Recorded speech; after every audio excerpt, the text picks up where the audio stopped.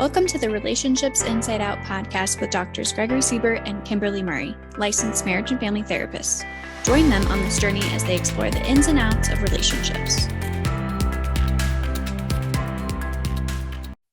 All right. Well, welcome to Relationships Inside Out today, where we're going to be talking about obsessive compulsive disorder, or often referred to as OCD. I think we all have like a Hollywood definition of what that looks like, or a picture of it. Yeah. But we want to talk about what that actually looks like in reality and how common this can be. Like, we think of it as a very small subset, and it is a small subset per se, but it actually affects quite a few people. Yeah. And men and women equally. It's present in all cultures, races. So it's definitely something that anybody can experience or may experience throughout their lifetime. And it doesn't for me, like, one thing I also think about is people think, well, if I didn't have it when I was 18, I'm not going to have it as an adult. And that's not the case.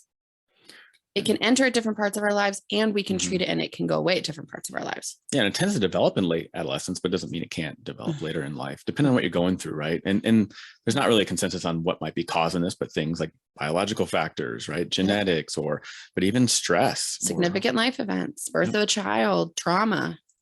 So there's a lot of that. And we want to break it down by the obsessions and the compulsions. That's really what kind of defines this disorder. And granted, some of the symptoms we talk about today doesn't mean that it's diagnosable in everybody. All of us have obsessions, all of us have compulsions, but it's a degree to which it affects your life and disrupts your life, the degree to which you can't control it. And it's something that you for at least an hour a day or more, where you're fixated on these obsessions. So, and where it's disturbing or interrupting, right? Your life, the routine you'd like to have. Yes. So let's break it down. Obsessions. Yep. These are the thoughts or images or things like of the sort that we are obsessing on, that we can't get out, and we perceive them as very dangerous or intrusive or disruptive. Those are the things that stay within our brain, right? This isn't what our body's doing. It's what our mind's doing. Yeah, and it could be, I'm going to get infected, right? We see a lot with the germs and cleanliness. So I'm going to get infected, or something bad's going to happen today. Something that might be catastrophic to someone. Or contamination's a big one. Yeah. Right. So if I touch this surface, now anything I touch the rest of the day, or until I scrub or whatever, or if my clothes touch it, now everything my clothes touches is contaminated. This is a big one. Yeah. Or if I don't check the locks in the house, something bad's going to happen. And which is fine. We might all have that thought, but to what extent are you continuously thinking about it, that it's consuming you and now it's controlling your actions, which then leads to the compulsions. The compulsions are really the behaviors we engage in that, don't bring us pleasure, but they can bring relief in that anxiety from the obsessions. They kind of mitigate those thoughts. Yeah, they relieve some of it. And they might be irrational, right? So I have some clients who everything has to be in a certain place and location in the room, including their children's diapers. They have to be folded a certain way. Like, everything has to be perfect. And if not, something bad's going to happen. Certain order, certain color trail. Yeah. Or there was somebody that I had a while back that had to touch every doorknob in their house. Otherwise they have a bad day, right? So the obsession is I'm going to have a bad day. I'm going to have a bad day. How do I relieve the anxiety? Well, okay, if I touch every doorknob in the house, I'm going to have a good day. And it helps relieve the anxiety. It may not be rational, but. See this a lot with postpartum. With postpartum depression and anxiety are fairly common. And part of this can be that OCD part, where we fear a child getting hurt, where we fear we might hurt our child. Not an intention to hurt our child. That's very different. That's postpartum psychosis. Very different. This is, I'm afraid I'm going to drop my baby. I'm afraid I'm going to lose my mind. I'm afraid I'm going to not take care of them properly and they'll get hurt. Even up to like, I'm afraid I want to actually hurt or harm my baby. I don't want to, but I'm afraid I might. So then I'm hiding things from myself. I am making sure other people are around me. That's the compulsion. Even if I have no intention, right? That thought comes through, what would be an intrusive thought, that thought of, but what if they get hurt? What if I do this? What if someone else does this? Yeah. And then we start limiting what we're doing with our baby, where we go with our baby, all the things. Yeah. And where I typically see this is when I'm seeing the couples. So individuals might come and we'll explore this, but in the couples, it comes up a lot because there'll be a partner where there can't be a sink in the, or there can't be a dish in the sink. everything has to be clean and scrubbed. And I think about how this manifests itself in the relationship and how that impacts the dynamics and the sense of control, right? Because it's really getting a sense of control over these obsessions. And that's where the compulsions come in. I feel a sense of control when I engage in these behaviors to help mitigate it. And then I look at that in the context of relationships of how does that partner adapt or not adapt? Yeah. What tension does that create? Because if for me to feel satisfied to go to bed, I need it perfectly pristine, and my partner's not on board. Say I'm the partner that might have some of these OCD symptoms. Now I'm looking at it as you don't care. Why is this important to you? What's wrong with you? Right? Whereas the other partner saying it's just a dish. This is where that tension arises. It's and how do we not just mitigate a dish, that? Kim. It's not just a dish. That's what my husband says. but and it's interesting, kind of like what you're talking about is there's the part of how that partner feels of like, I don't understand what's going on. Then you have the part where the obsessions kind of take away from that partner being present in the relationship because their focus is on mitigating the anxiety around the obsessions, which takes away from time from being present and attending to their partner's needs. It becomes all about, their needs in that state, and unconscious, right? They're not purposely doing that. This can also be, especially in partnerships, right? Some of these more anxious thoughts of, okay, they haven't talked to me in 10 minutes. They must be doing something bad. They must have gotten in a car accident. Yeah. And now my mind is off to the races. So now I'm texting them, I'm calling them, I'm on repeat when they were just going to the bathroom. They just didn't have service. But those intrusive thoughts are coming in and taking over my behavior, taking over my rational part of my brain. Yeah. And again, going back, like we talked about it in the sense of diagnosing, right? The obsessive compulsive disorder. But again, a lot of us have these thoughts or obsessions or things. So it may not, just because we have them doesn't mean you're diagnosed with this. True. We can all have tendencies. And for just a caveat, for diagnosis, you need to go to a trained professional to do this. Yeah. I recommend a psychiatrist for any type of mental health. Not Google. What? Not Dr. Google? For any type of diagnoses and medical treatment, I recommend a psychiatrist. Yeah, that was my favorite thing kind of in our field when I was in my master's program was we'd all go through like the DSM, the diagnostic statistical manual. And anybody can do this and look up the manual and you're going to see that you have everything. But the reality is we all have tendencies in a lot of these things. It doesn't mean you're diagnosed that, we all have tendencies. And so when we're talking about OCD, refrain from saying like, yep, I have this disorder, unless you've been officially diagnosed. We're talking about it in the context of how does this show up? Like what is and how does it show up in a relationship, whether that's in the context of being diagnosed with it or more just tendencies. Good point. It is, I laugh because I've been there. We have a tendency as therapists to see these diagnoses and be like, oh my gosh, I have everything. At least I do. And everyone in my program did. Yeah. But these do show up in different ways for different people. Yeah. For some people, it centers around things like driving. For other people, it centers around things like germs or contamination. For other people, it might be a tapping or touching procedure. It can be doom. Yeah, doom and gloom. Like again, the bad day. I see that one a lot. Like I'm going to have a bad day if this doesn't happen, or I'm going to superstition. If I'm going to have a car accident. Yeah. And I think superstition comes up a lot in this stuff. And that's the kind of the rituals or the compulsions that we engage in to help relieve some of that. The client that was touching all the doorknobs, it like they talked about, friends would come and pick them up and they'd be a half hour, 45 minutes late because they had to make sure they hit all the doorknobs. And if they forgot, they'd have to go back and do it in the same order. Yeah. Order is a big one. Symmetry. The way we do it. That superstition, I think of like sports teams, right? I have to wear this jersey, this hat on this day, or my team will lose. The hockey, right? Especially hockey. Yeah. And that doesn't mean you have OCD. It means you have a tendency, right? A pattern of belief that's accompanied by some behaviors. You can just have the obsessions, just the thoughts. You don't have to have the compulsions with it, though they commonly coexist. Yeah. And the thing too is that the key here is whether you're able to control them or not. If you don't feel like you can control your obsessions and some to say thought comes in that's very disturbing and you're not able just to move on quickly and it consumes you, then that's where we want to start looking at as a concern. Does it impair your ability to function? Yeah. To take away from your relationships, like we talked about a little bit ago about in the relationship, can you not be present? Your parenting, your mental health, your physical health. Parenting's a big one. I was just thinking about all the words we use that sometimes describe these OCD behaviors, such as like perfectionism or, gosh, you're so anal. These are all code for you might have some obsessive or compulsive behaviors. Yeah. Right. That I want things a certain way. I need a performance a certain way.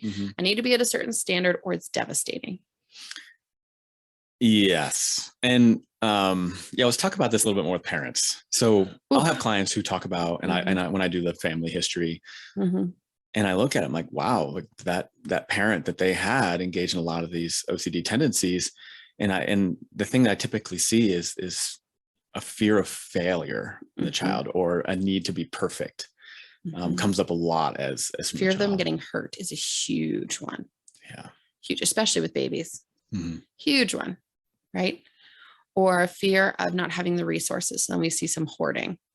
A fear of that contamination. So we don't let anybody help us with the baby.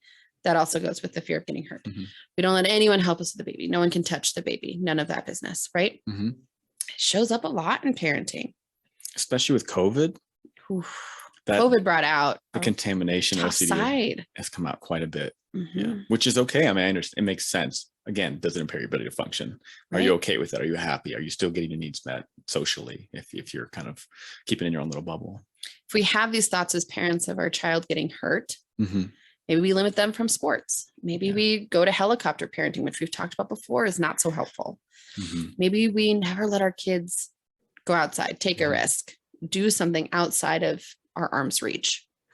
Which comes with ramifications, right? So it has that ripple effect. So my OCD tendencies have a ripple effect then on my child, on my support system, on my partner. And that's what I was referring to a little bit earlier, is I see the adult child. Now they're an adult and I see the need for perfection, the fear of failing. And then it carries to the next generation. They need the orderly, right? And then that kind of bleeds over into that intergenerational transmission of these behaviors too, right? And that's, you talk about, again, we don't necessarily know the specific cause, but the family history is one of those.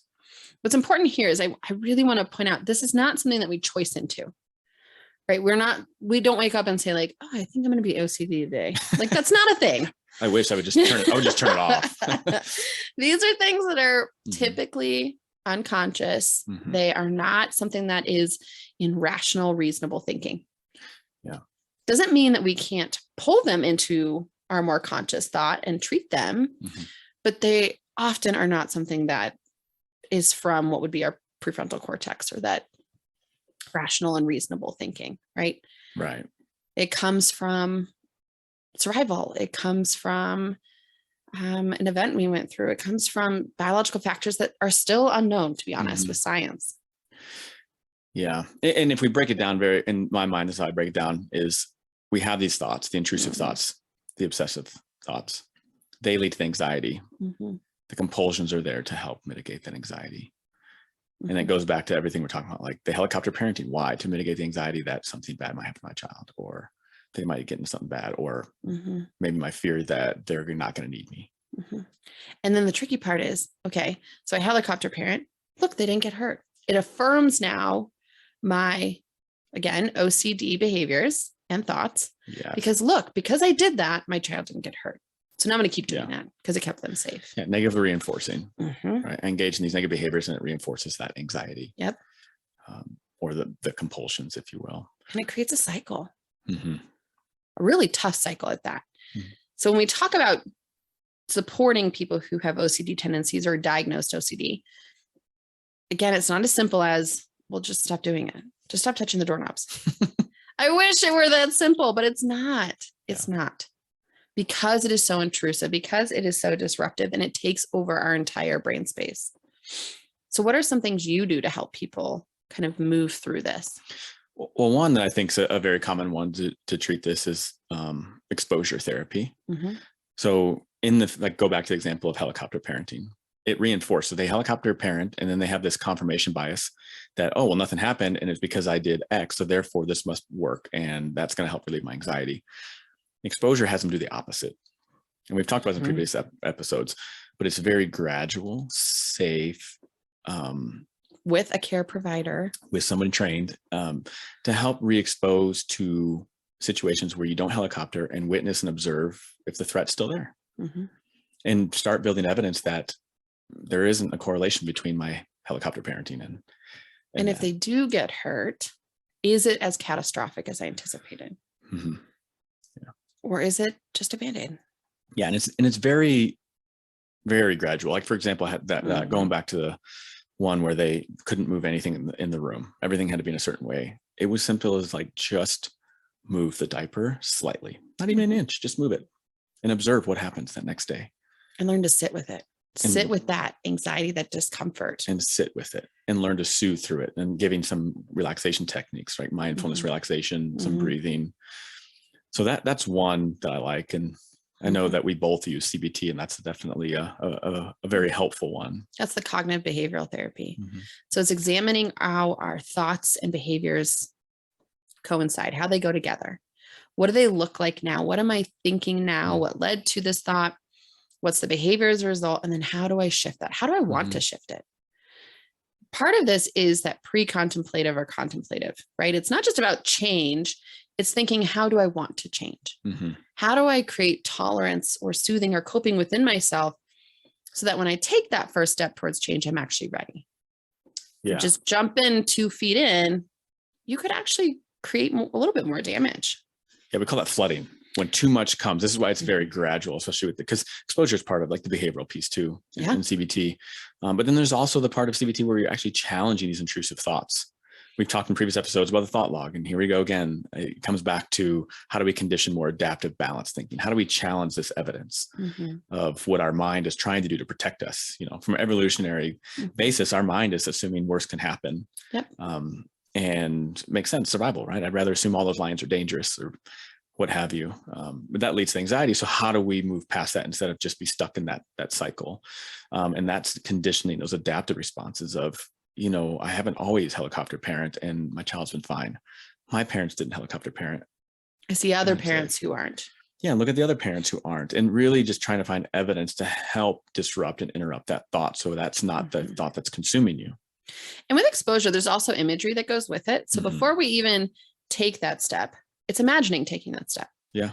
It's imagining that things go well, right? Yeah. So it's not just the behavior that shifts, but the thoughts, right? And that's what you're just saying too, is even if we look at like self-talk, I'm such a failure. If I let my child get hurt, I'm the worst mother ever.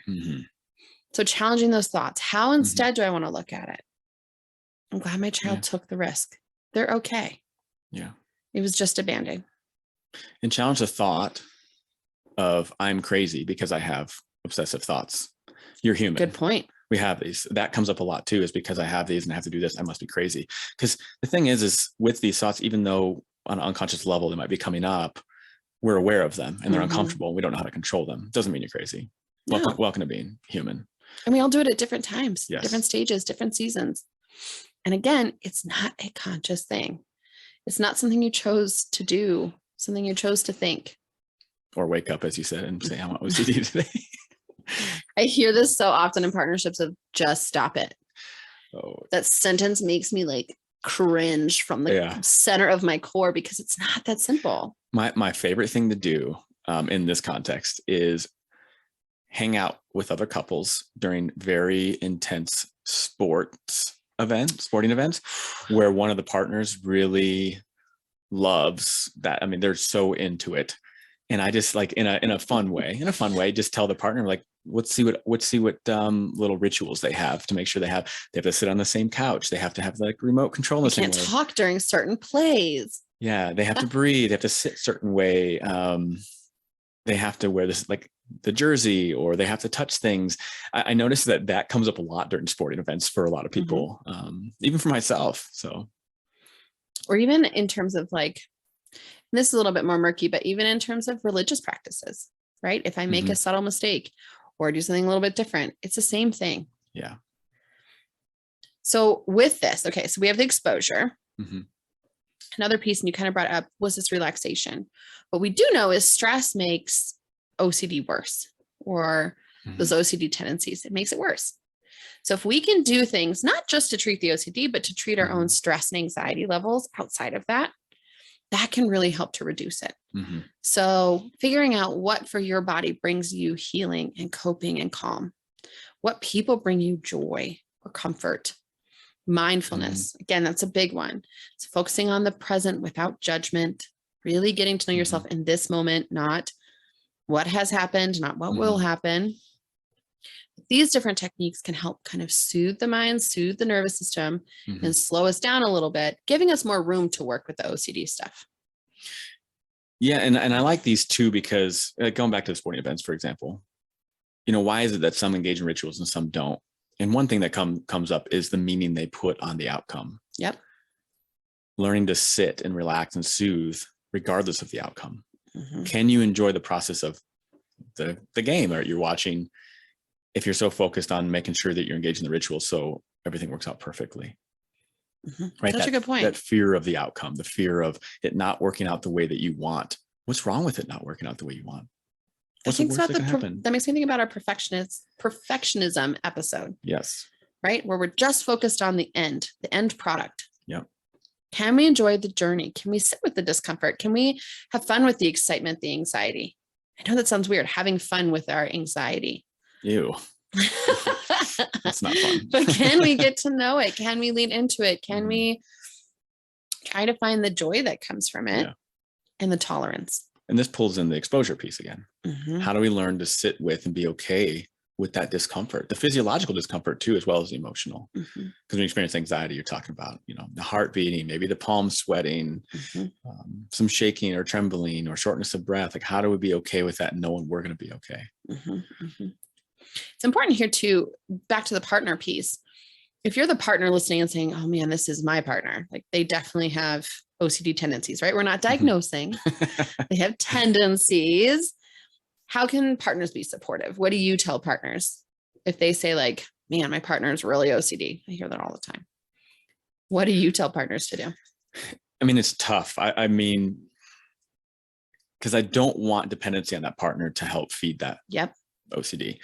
So some things that I do talk about is them talking about how that partner can be supportive. And then I guide whether I feel that's appropriate or not, based on whether I think that's going to just exacerbate the symptoms or perpetuate them. But how can they be supportive in that process, in the sense of, okay, if there's a dish in the sink, how can we work together to resolve the anxiety around this? What can I do to anxiety around it, rather than that person just always cleaning that dish?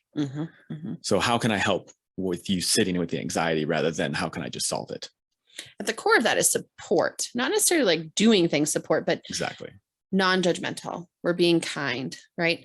If we're sitting there judging our partner, oh, you're really touching the doorknobs again. It doesn't help. It actually makes that so much worse.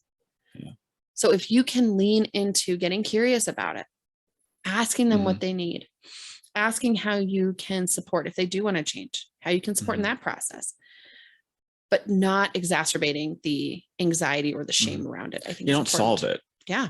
And by solving it is, for example, of the dish in the sink, don't just take the dish out, because then that's the solution. But then what's next? What other burden are you going to take on to help resolve partner's anxiety, when there's a lot of work that needs to be done on their side too? So again, going back to how do you support it?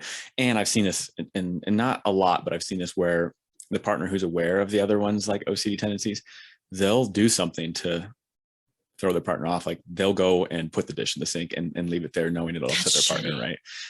As someone who's got some of these tendencies, I'm like, out of frustration. That's cold. That is cold. Out of like frustration, and maybe just kind of burnt out with like, I'm just tired of it. And they're like, you know what, here you go. And they'll try to solve it by exposing them. Like, you have to be okay with this.